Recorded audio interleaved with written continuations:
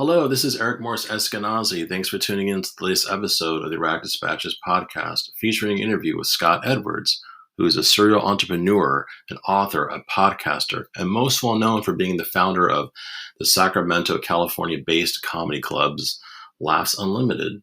During this podcast episode, Scott shares many interesting and hilarious stories of working with many well-known personalities of the comedy world, such as Yakov Smirnoff, Bob Saget, Paula Poundstone, Gary Shandling, and many others.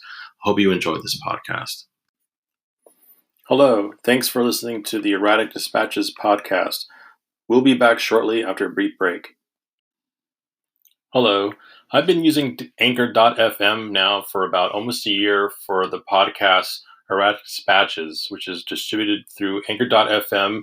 It's completely free to use, very easy, and any audio that you upload or record through the website, it will be, you can use it to organize your audio files, and once your podcasts are ready to submit, it will be available to stream within at least 8 different streaming sites.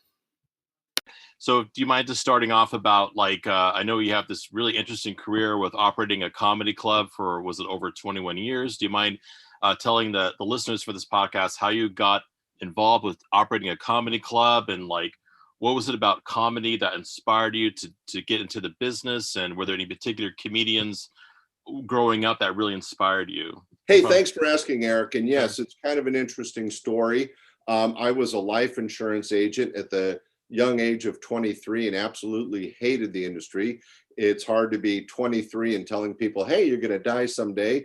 If you give us some money, we'll give that money to somebody else after you're gone. So I was on vacation and I went by a satellite version of the Comedy Store in Westwood, California, right off the campus of UCLA. Mm-hmm. And it was my dad, who's got a great sense of humor, said, hey, go by and check this out. I think you'll like it. I was traveling with my then girlfriend, soon to be wife, soon to be ex-wife. And we saw Sandra Bernhardt, Dave Coulier, and a number of other acts. And I was so excited. I had so much fun. I said, Sacramento needs this. And so I hung out after the show and I talked to Dave Coulier. And on the drive home, I decided that that was something I wanted to do. So I quit my job. I went bankrupt. I cleared the decks. I negotiated this space in a banquet room of a restaurant in a tourist area. And so I didn't have to pay any rent. And I didn't have any employees. I did all the work myself. And I had made connections with Coulier, who introduced me to Bob Saget, who introduced me to Gary Shandling. And really, those three guys and me doing my own investigation by talking to the club owners formed the catalyst for the opening of Laughs Unlimited, all comedy showroom.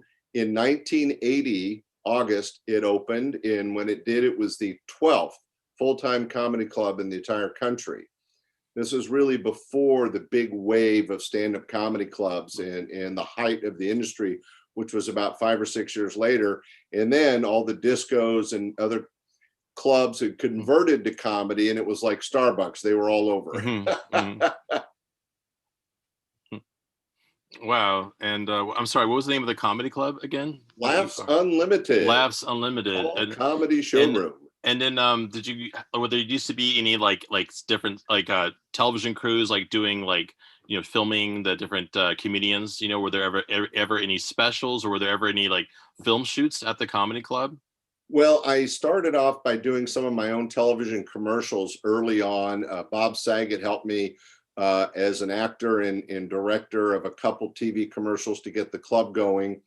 And a little bit later, after I'd seen some financial success, I did produce a 1-hour comedy special for the Fox network. And then the following year, I did a 16-show series for the NBC affiliate. And a couple of years after that, I did a 12 series of half-hour shows for the ABC affiliate here in Sacramento. So I've produced 3 TV series in conjunction with the clubs, but it wasn't an outside producer. It was myself. Wow.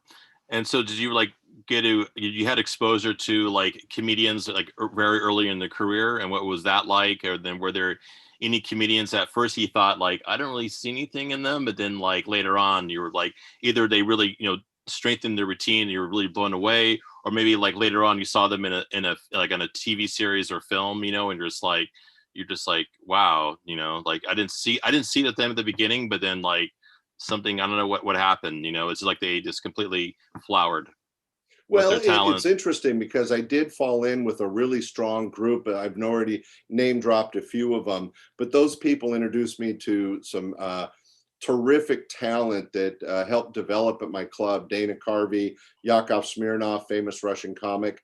And one of the interesting ones was Paula Poundstone, who had just come out from Boston. And she was an opening act. She basically sucked, if you don't mind me saying. Mm-hmm. But she's the only act in the history of the club that I allowed to work multiple weeks as we helped her develop her first 20 minutes of material. And she just kept going and really had a terrific career. But once I was making some money, I did get a chance to bring in some of my favorites from the past. So I brought in Pat Paulson, for your older audience, Soupy Sales. Tommy Chong of Cheech and Chong worked for me. We had Paul Reiser. It goes on and on. One of the ones that surprised me was Bill Maher. Mm-hmm. I'm sure you've heard of Bill Maher, famous political satirist, but he was actually difficult to work with. And I didn't think, that was going to take him anywhere. And of course, now he could buy and sell me 100 times over. So, and you mentioned you've written like a couple of books, or do any of the books like cover about your experience operating in the comedy club? Not really. The first book was called Be a Stand-Up Comic or Just Look Like One. And it was written in the mid 80s because there was this comedy boom going on. And we wanted to not only encourage people that wanted to be professionals, but we also wanted to discourage those that thought, oh, if I could do 5 minutes on stage, I'm going to be the next Letterman or Leno, right? And that book was very successful and distributed a lot back in the late 80s. Since then, I've sold the club. I kind of retired out of comedy. I kept my foot in it by doing fundraisers every year. But now, as I'm aging, I've getting back into it. I just produced an online comedy course, and in conjunction with that, wrote a new book called 20 Questions Answered on Being a Stand-Up Comic. And it's 10 answers that you should know and 10 answers you need to know about the stand-up comedy career life. It's something I think that could help the next generation. Oh, great. And then are both books like widely available, like Amazon, Barnes and Noble, all different online retailers? Absolutely not.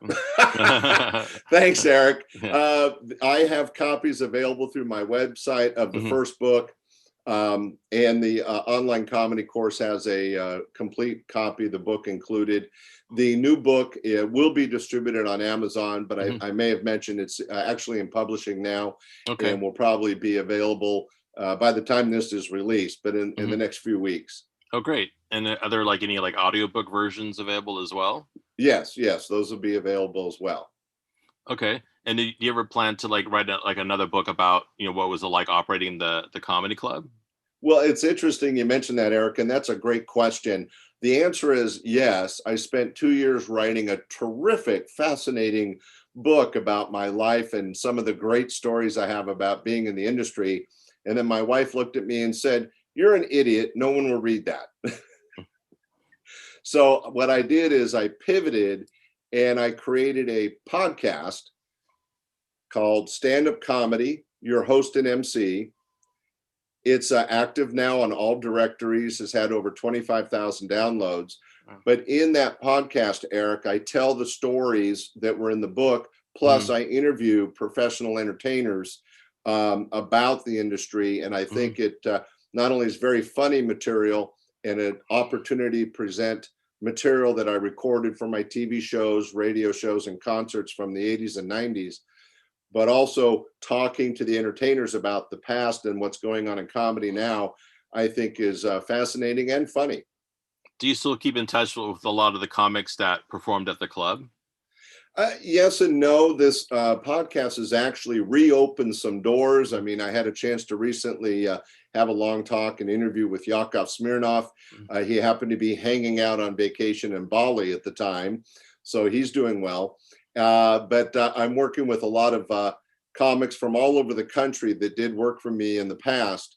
And now I'm through the podcast, I'm able to reconnect and share their story. Wow. What were like some of the biggest challenges when you were operating that club? Any crazy, I'm sure you have crazy stories to share about any unpredictable behavior, like either from the comedians or from the audience? Well, in general, we were pretty lucky. Everybody was a professional. I Mm-hmm. was an A room in the industry. That is all professional. The guys are getting paid decent money, and their next step is a TV show or major concerts and stuff back in the day.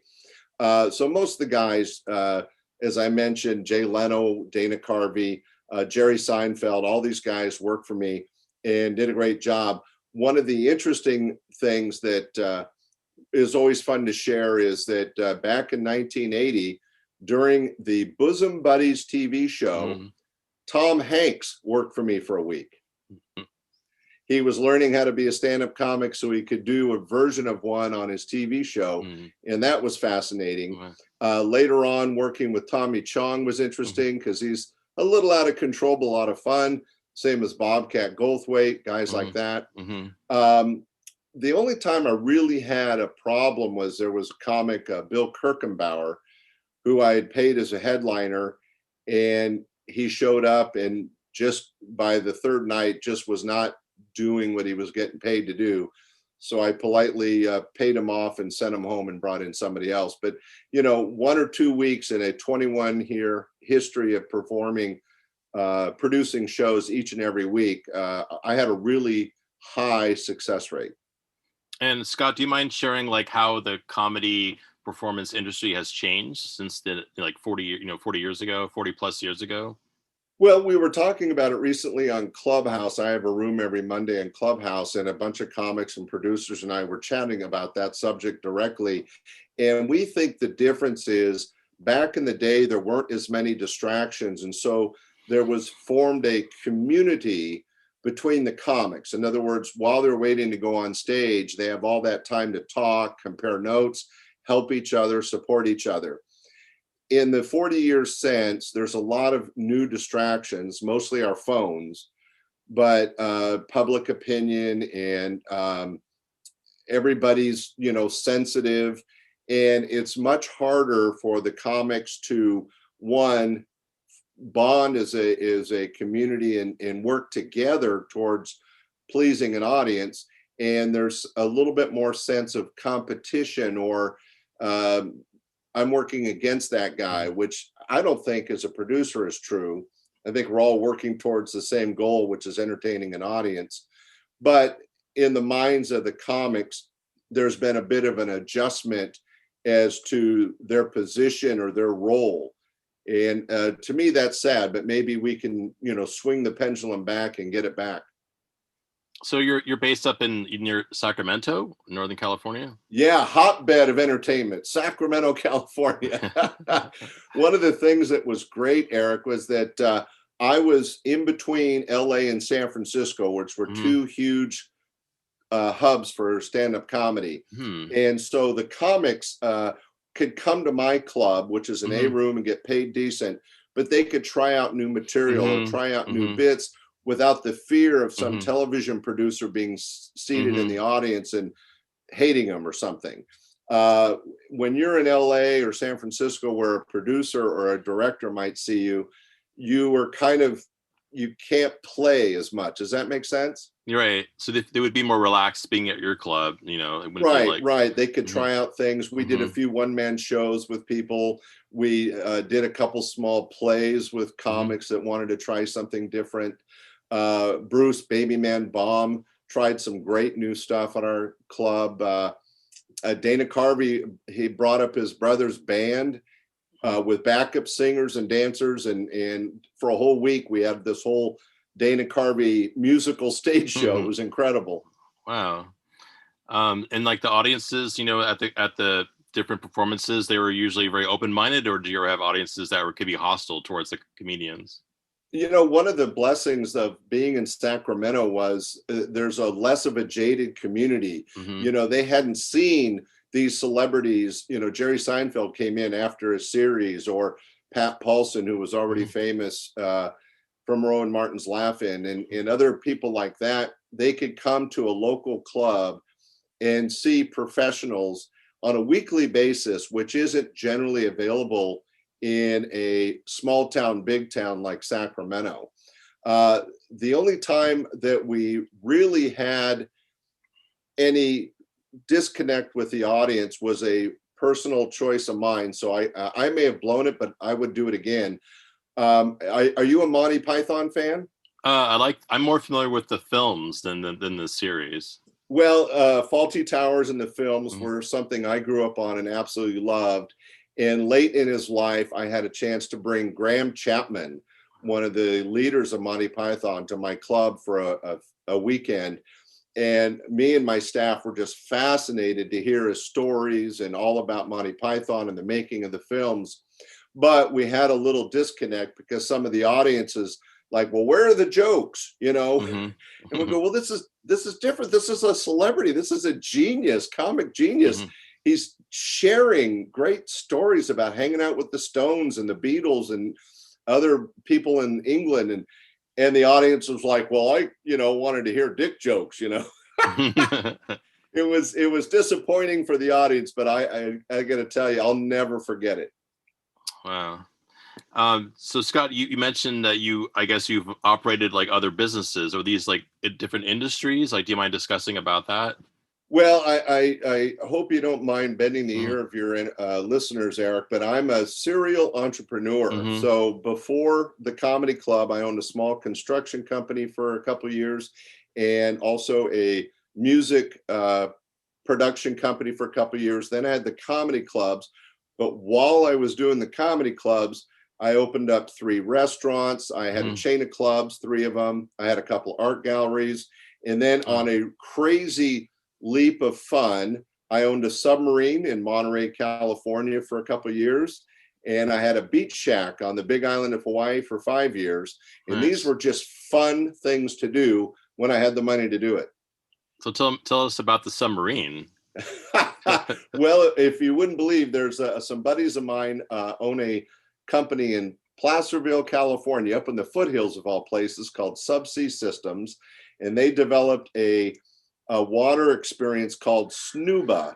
It's kind of halfway between Hmm. snorkeling and scuba diving. It's all over the world, some 200 locations, and I'm one of the owners of that company. And while playing with that, they built this submarine for Hawaii called the Nautilus One, and I helped build it and was there putting in the final finishes.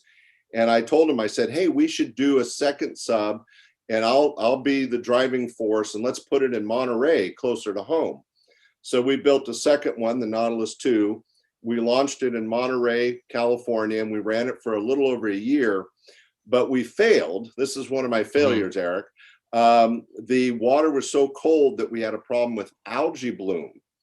And so we had to pay a diver to be constantly cleaning the windows so Hmm. that the guest could see outside the submarine to see the kelp forest and the Hmm. otters and the fish. And after about a year and a half, we sold that submarine to the Wrigley family of Wrigley Gum. And it's now operated out of Catalina Island and still is Oh, there. nice. Wow. And tell us about the different restaurants you're operating as well. What kind of restaurants were they? Well, all my clubs had to be food serving. To Hmm. have a full bar, you had to be serve food. So I was already kind of dabbling in the restaurant business. And across the street from my club, this really great space with a beautiful courtyard became available. And I was a big fan of live jazz. So I turned it into it was called The Art of Pasta. And it was one of those things like Carmel, where you'd have a restaurant surrounded by art galleries.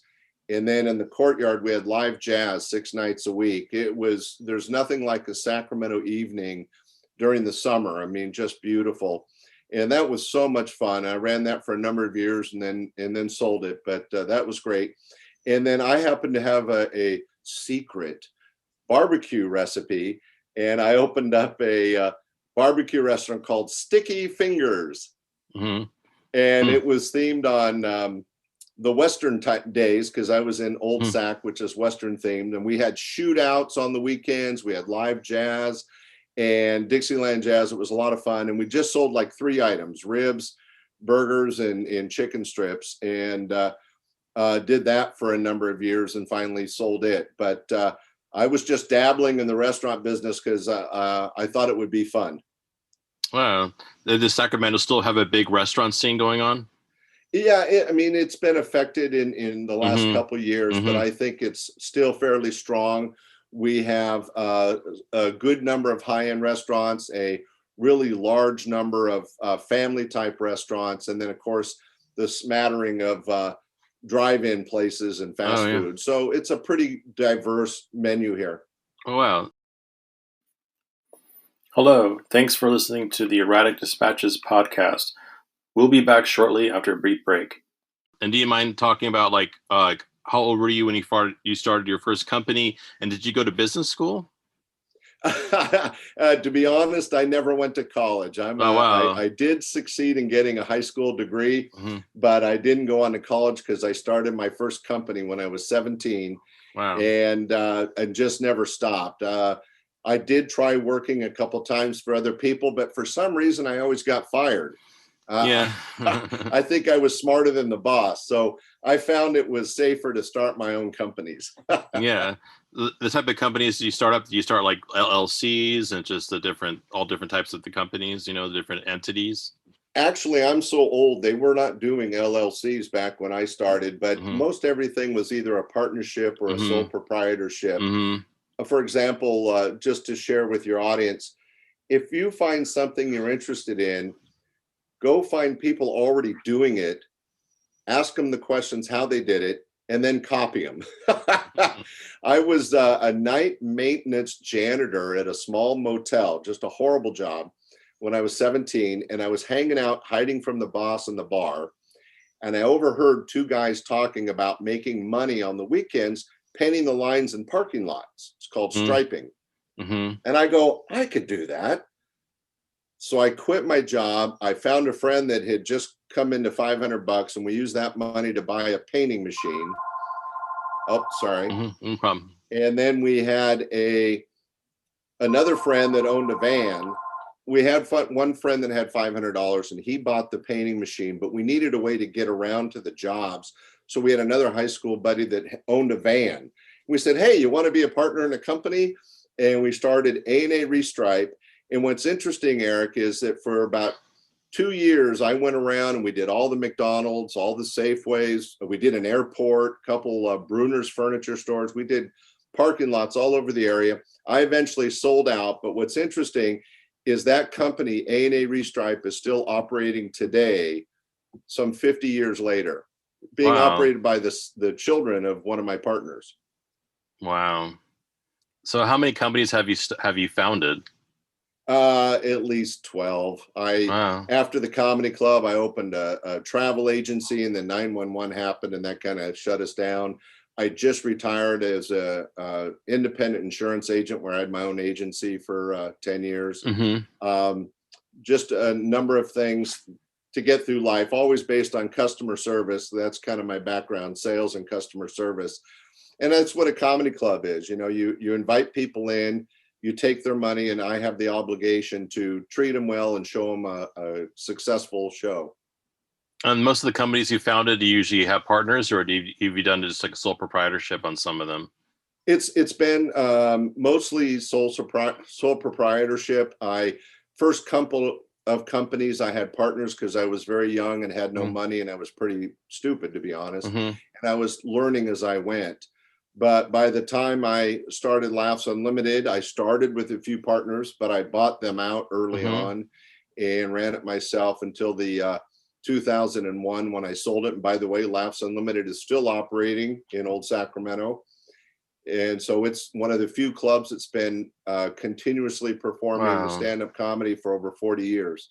Oh, that's great. Do you have like other members of your family or kids that are also entrepreneurs like yourself? No, in fact, it was kind of funny because when I decided to move away from the club, I went to both my kids who grew up in the club. I started them working when they were young. I wanted to teach a good work ethic, and they kind of grew up in the club and restaurant business working for me.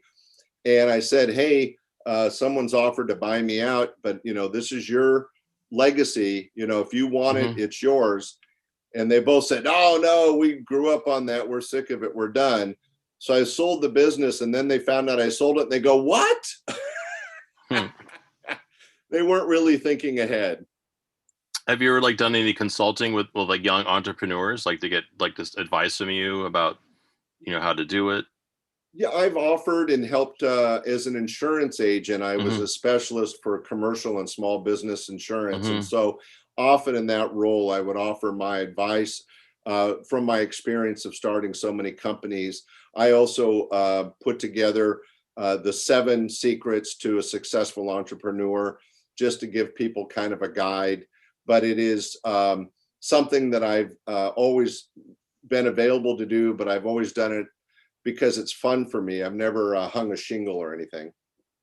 And are there any unusual stories that you would like to share with the listeners about in your years of being a business owner? Well, so many things have happened, good and bad, and all the different businesses. The travel agency was struggling after 9/11, but what put us out of business was somebody burglized. Boy, how do you say that? Burgled us and stole all the computers, which is the heart of a travel business. And so that kind of wiped us out. But in the comedy club days, we had some interesting stuff. We had 2 bomb scares. Wow. We had someone threatened to arson the club once. We had a group of 24 young college guys and a couple of their parents that had shown up in 2 motorhomes, and they were just drunk off their butts. And I refused to start the show with them in the audience. And so me being against 24 healthy college kids, and I was probably 27 at the time, 28, I called the police, who knew me, and I ran a good, clean operation. They sent over 14 officers and lined up 7, across from each other and formed this aisleway. And I went in and asked the 24 people, hey, this isn't really going to work. I'm happy to give you your money back, but you're not welcome to stay. And they got all upset and looked around and saw the officers and straightened right up. And the police marched them right out the door and to their car. And what was the tail end of that story is a couple of the officers waited until they drove away, pulled them over 5 miles later, and busted them for drunk driving. Wow. So, I mean, those kind of things happen in the nightclub business, though. You can never know, what's going to happen. You just have to be prepared. I mean, we've had a couple, I'd say 3 or 4 times we had blackouts. And so we'd have the comics just kind of scream their acts, and we gave a couple of the customers flashlights, and they were the lights. And we went on with the show, like they say in Hollywood, the show must go on. Wow. And let's see here. So I hope you put that story in your book, though, if it hasn't been in any of your books yet about that. That's great. Yeah, it was in the book that got converted into the podcast, and it's been told a couple times. I mean, Eric, I'd love to share all kinds of stories. I have stories, Jay Leno, Dana Carvey. I was actually in a jacuzzi with him after he got the call from Lorne Michaels about getting the Saturday Night Live show, and how excited and scared at the same time Dana was, and being able to share that experience with him. I mean, there's really been some great, I've been very blessed. I've had some great experiences. Robin Williams dropped in. I didn't have to pay him, but he worked my club twice. Wow. And goes on and on. It's been really interesting to see these young comics when they were just cutting their teeth.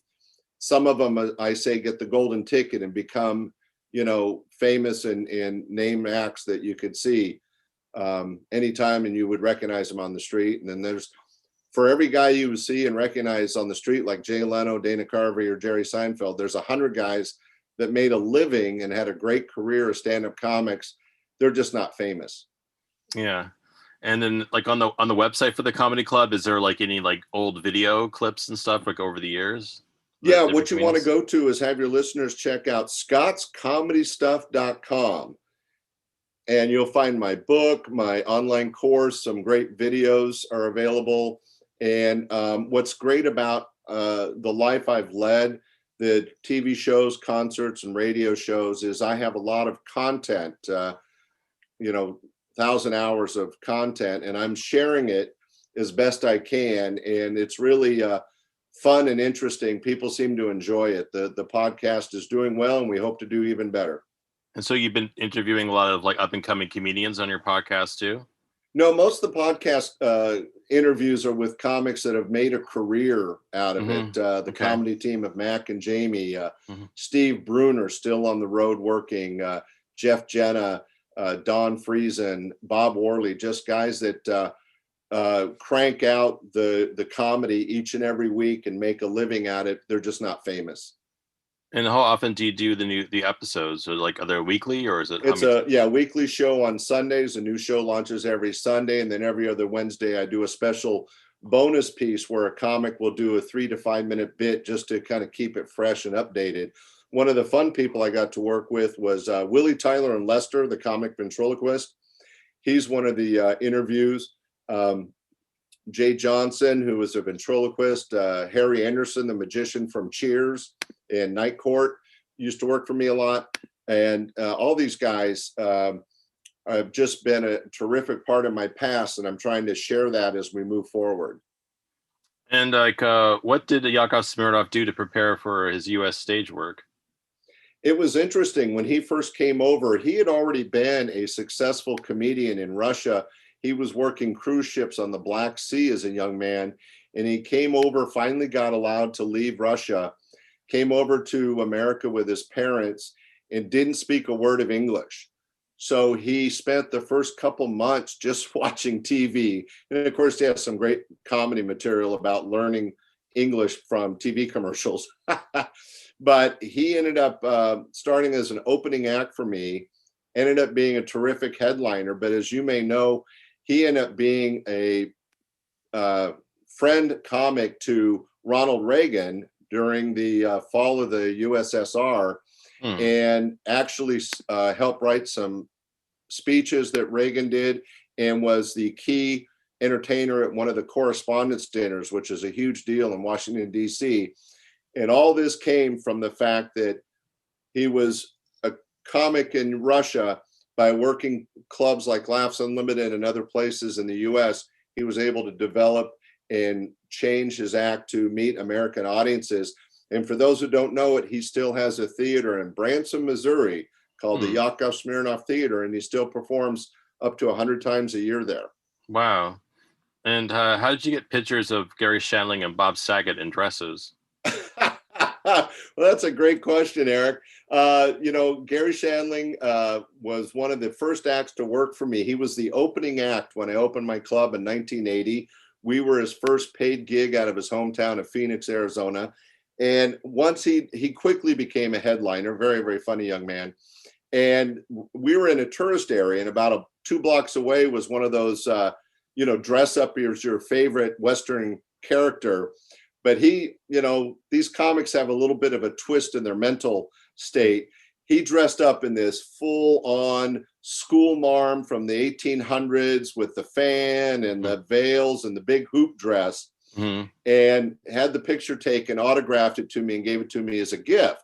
And I was so honored, I immediately put it up on the wall. And just a few weeks later, Bob Saget came through the club, saw this picture of Gary Shandling, and goes, "Well, I can top that." And he went over to the same place and got all dolled up in a different way, and did the same thing, got a picture, autographed it to me, and gave it to me as a gift. And those two guys were great friends. We're sorry Gary's not with us anymore, Mm-hmm. but Bob is still performing. He's got Full House and then Fuller House, and now he has a podcast. A lot going well for him. He's a very funny and talented guy. By And the how? way, a warning to the audience, he's way dirtier on stage than he ever was on TV. And how did Paula Poundstone get her start? Wasn't she good friends with Robin Williams? She, through our club, she met Gary Shandling and Will Durst and some of the acts from this area. And she was still working on her material. And as I said, she worked several weeks in a row at my club. She got to meet a lot of these ended up celebrity type comics. And she ended up through them meeting Robin. And Robin was a really great giver of his gift. He often supported and helped young comics and kind of took her under his wing, got her a few gigs, helped her with her writing. And as they say, the rest is history. She went on to have many, many TV appearances, successful concerts. And she too just started a podcast that you can find online, Paula Poundstone. Be sure to check her out. Great. And are you still planning on founding more companies, so small businesses? Well, I actually just sold my insurance agency and I'm kind of semi-retired. So I'm putting my focus towards the online comedy course and sharing the videos. But I think I mentioned to you, I just wrote my second book, the 20 questions answered on being a stand-up comic. And that's in publishing now. And so kind of bringing back my heartfelt love of stand-up comedy and the entertainment industry. And going in that direction. I wouldn't say it's per se a new company, but certainly things that I enjoy that I think will share and find an audience. In fact, right now we're working on a special fundraising weekend at the Throckmorton Theater in Marin. Robin used to work there a lot, and put together a live podcast during the day and live shows at night for a 3-day weekend. And if that comes together, hopefully everybody will hear about it. We're very excited. And the comedy course you offer, do you have like videos for that, like on a YouTube channel? It's not on the YouTube channel, but in the course themselves, there are some training videos from Paula Poundstone, Bob Ettinger, and Bob Saget that kind of show how you should perform or how to deal. In the case of Paula, she had a heckler and we caught it all on video, her dealing with the heckler, and it's just hilarious. And so the video is not only entertaining, but it's a training on how a professional would deal with a heckler. Wow. Well, Scott, do you have any stories to share with our audience, either about the comedy or anything related to business? Well, as an entrepreneur, I just always say, like Walt Disney once said, stop talking about it and start doing it. If there's something you're interested in, don't procrastinate, jump into it. You may fail, but failures are the stepping stones to success. That's from Emmett Stone.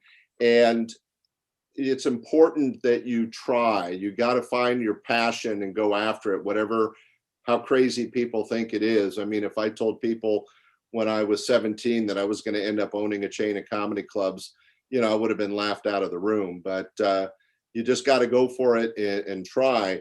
When it comes to the comedy, let's see if there's an interesting story. Oh, one time we had a magician, I won't name names, but he would present doves. And I don't want to give away any secrets, but they're actually not magic. The doves are loaded, as they say. But instead of being able to split his act up, he had to do it all in one set, which was unusual for him. And when he got to the end of his set, which had been too long for the doves, as he kept appearing doves, they were dead or dying. I mean, it's horrible. And the audience was both shocked and laughing. But he would present a dove and it would just kind of fall over in his hands. And then he'd try to put it in the cage, the magical cage that would disappear. And he's trying to lean him on the rod because they were so overheated or dead, they couldn't hold on. It was just horrible and funny at the same time. And he got through presenting like 12 doves, and then he put them in the vanishing cage and then made the cage disappear. And we just felt horrible. And at the same time, one of the funniest, strangest moments ever in front of a live audience, where dove after dove would just, come out, instead of flying away or fluttering with joy and life, would just come out limp. Wow. It's just sad and funny.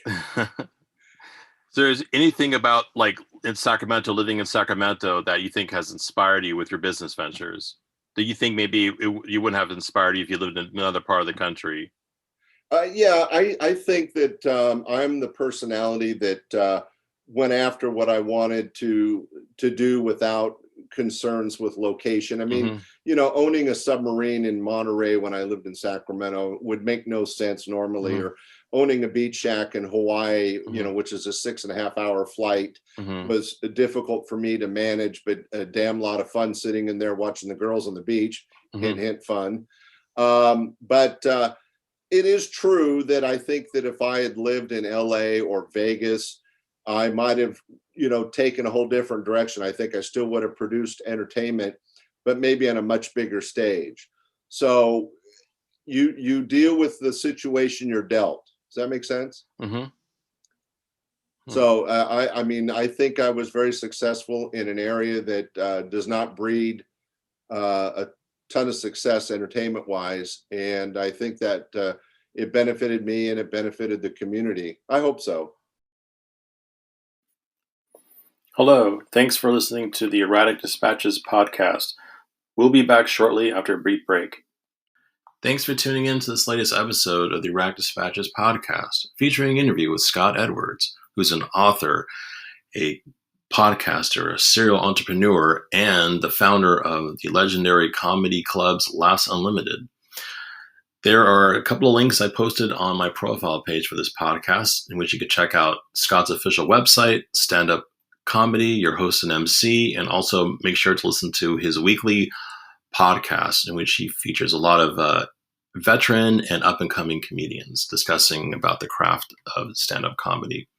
Thanks for tuning in. I'll be back soon with a new episode. Take care. Bye-bye.